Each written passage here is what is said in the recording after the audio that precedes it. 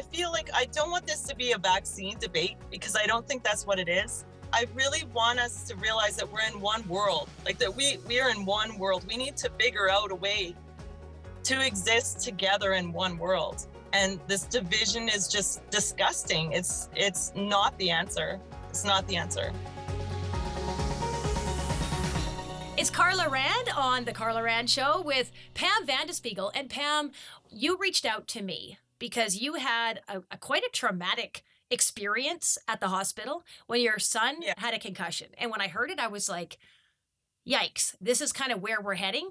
And I think there's a lot of people still that think, oh, it's not that bad. And so I think it's just a great opportunity for you to kind of share that, you know what, it is pretty darn bad right now, and it's only getting worse. We're talking specifically about, you know, ability to get into the hospitals and that kind of thing. Before we get started, Pam, can you just tell us where you grew up and just a little bit about your family? Sure. I grew up in Edson, born and raised. Ventured off to the coast, and that's where I live right now. My family is Foshams, so I'm a Fosham. So there's a million Foshams out there. Everybody knows one, right? Yeah. Yeah, and I have 5 kids, and my nephews live with me. 2 of my nephews, right now. So that's a little bit about me. I'm a detail manager here. Yeah. Cool. I don't know, just a everyday mom trying to get along in this world. That's about all. Yeah, and I think too, like with Parker, your son, like he does a lot of music, and so I kind of reached out to him to do some music, and he's done some really powerful songs, and he's got his own YouTube channel and stuff. And I think a lot of people might connect with you through him too, you know, yeah. I'm known as Parker's mom and his roadie. Yeah, that's me. Yeah. Yeah, Parker has some musical gifts that he likes to share, and we're pretty proud of him. And actually, that's who this is all about, right? Is Parker. Yeah. So, do you want me just to jump in? Yeah, just start going and tell us the story, Pam. Okay. So on October 18th, Parker asked me if he could go swimming with his friends, and I said, yeah, sure, go. You know, so he left for swimming. And about 8:15 at night, I got a phone call from the friend's mom saying that Parker had injured himself and was being transported by ambulance to the hospital here in Nanaimo. Of course, no mom wants a phone call like that, right? He had dove into the shallow end of the pool, so it could have been, I mean, they were taking it pretty seriously. He didn't lose consciousness, but he lost, like he didn't know where he was, like, so he wasn't unconscious, but he wasn't himself either. And he was pretty scared. Like he was really scared at that moment. So I took care of the other kids, got my husband to watch them, and jumped in my vehicle, and I drove to the regional hospital here. And I guess that's where it all starts. Mm-hmm. So I walked into the hospital, and I was met by, I call them the greeter. I don't know what they are for sure, but that's what I call them. And I got the normal questions, you know, here, change your mask. So I changed my mask, sanitize. So I sanitized. Have you been out of the country? All those normal questions. And then he said, what brings you here tonight? And I said, well, my son's been injured. He's being brought in by ambulance. And he said, what's his name? I said, Parker. And he said, okay, I'll go check and see if he's here yet. And then as he's walking away, he turned around, he stopped, and he's like, one more question. I said, sure. And he said, are you vaccinated? And I said, no. And he rolled his eyes at me, like, I mean, a dramatic eye roll, and said, oh, great. Go sit over there. And like, so I kind of was shocked because he was perfectly nice until that very moment, right? Mm-hmm. So then I was told to go sit in this room, and it's like right by the doors, and it's right by the vending machines. And that's super important for, as we get into this, where this room was. It's right by the main doors, so all the people come in through those doors. And I was sitting there with a couple other I call them my army, I guess, my little buddies that weren't vaccinated. We're all sitting in this room. Then my friend came in, and she was the mom that was there, and her friend, or her little girl, and we're standing there. I stood up because I was feeling like time had passed. Like, I don't know how much time, but to me, it felt like a million years had passed. Mm-hmm. So I stood up, and I was watching down this hallway, And we saw the paramedic that was with Parker, and my friend Kim said, hey, that's the paramedic. So we waved at him. We waved him over.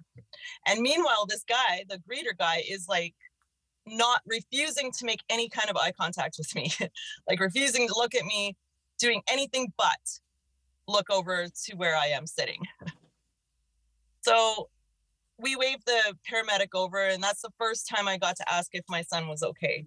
It's the very first time I had any kind of contact where the person was compassionate and caring. And he said, I asked him, I said, is Parker okay? And he said, yeah. And I said, listen, I want to see my son.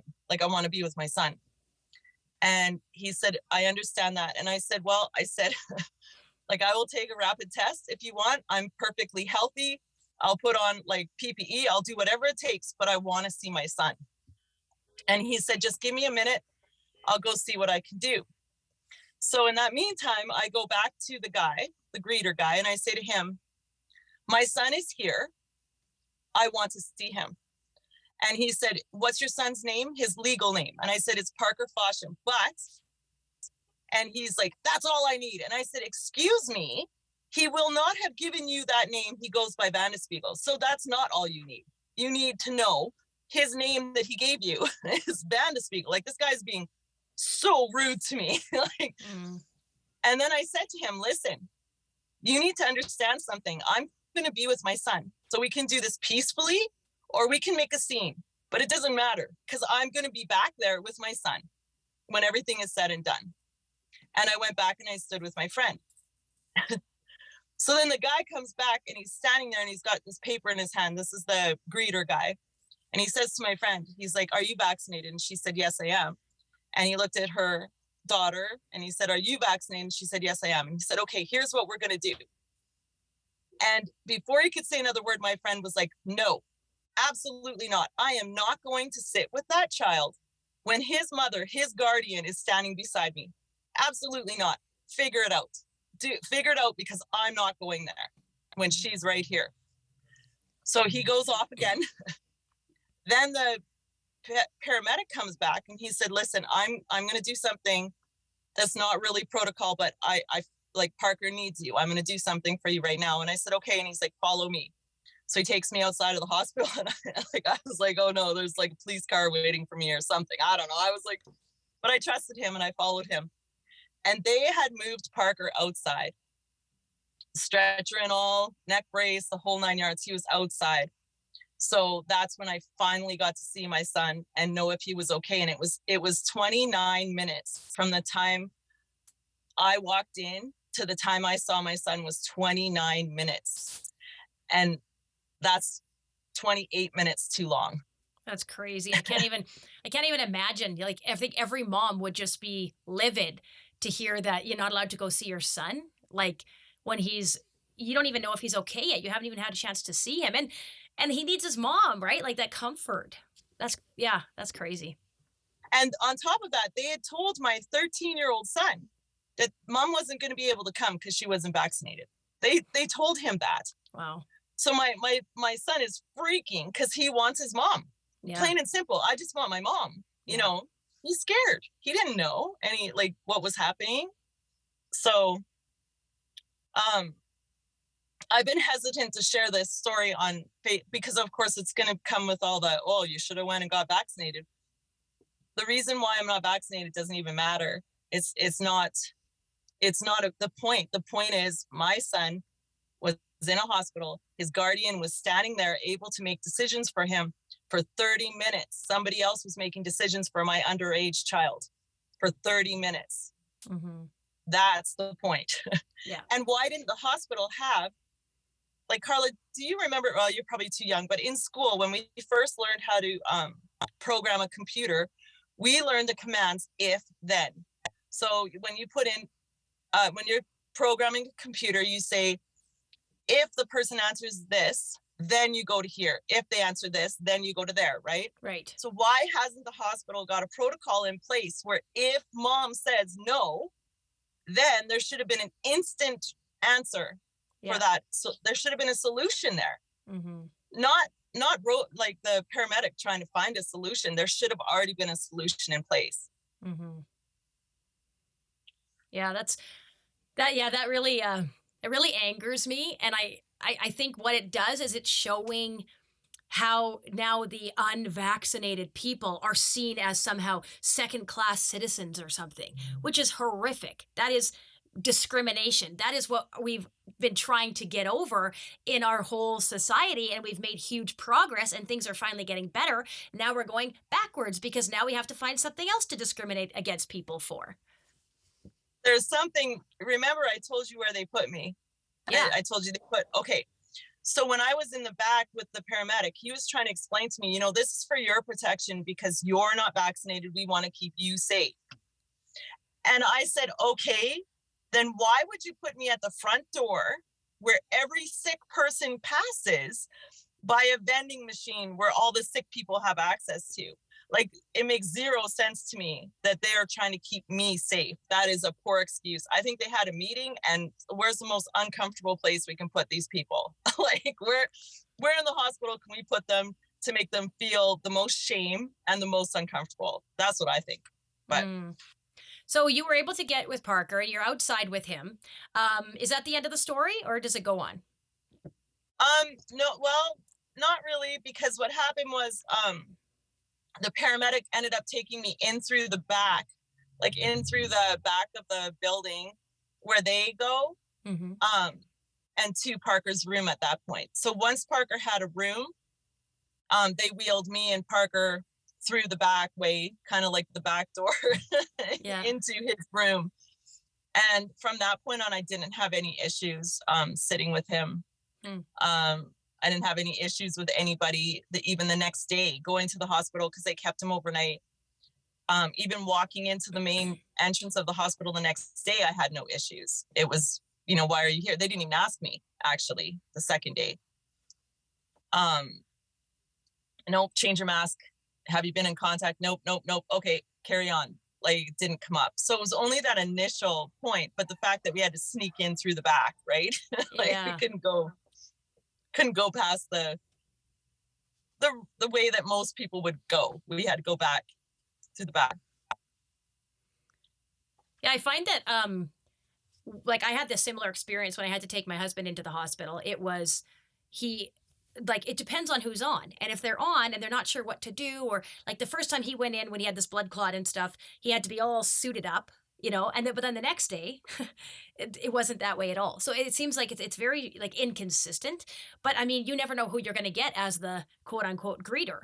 So if you get someone that's not in favor, like, what are you going to do? Right? Like this shouldn't be happening. Like, these people need to be giving an account. There needs to be some accountability here for the way people are being treated, especially at a hospital where you need care.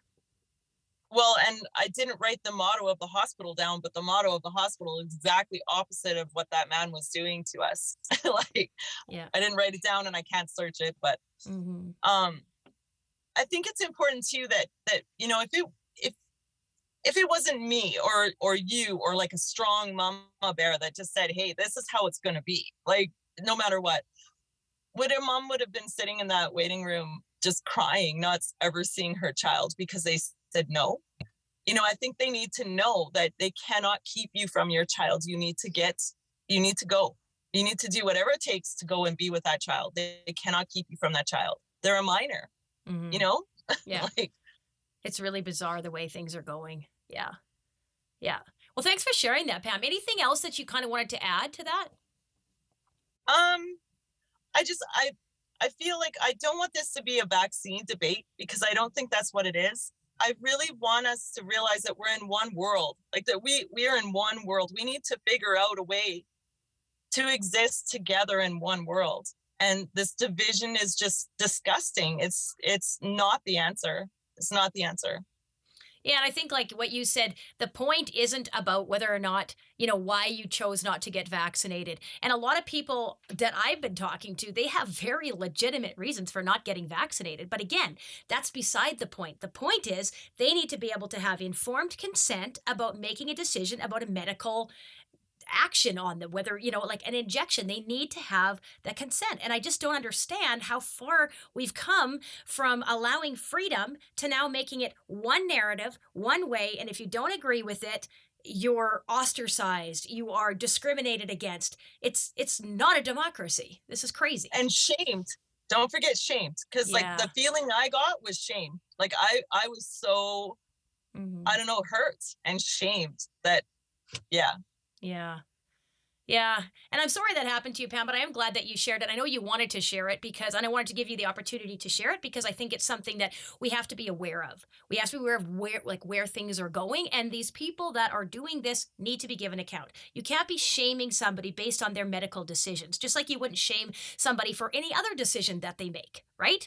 So why, it's wrong. And especially maybe I shouldn't say especially, but especially when it comes to medical care, especially when it comes to, you're supposed to do everything you can to help people. And there you are keeping the mom away from the kid who has had a concussion and is in a very dangerous place, right? So, Hmm. yeah, it's just wrong on so many levels. So, yeah, thank you, Pam, for sharing that. Well, thank you for speaking for us. I appreciate you. I really do. Thank you.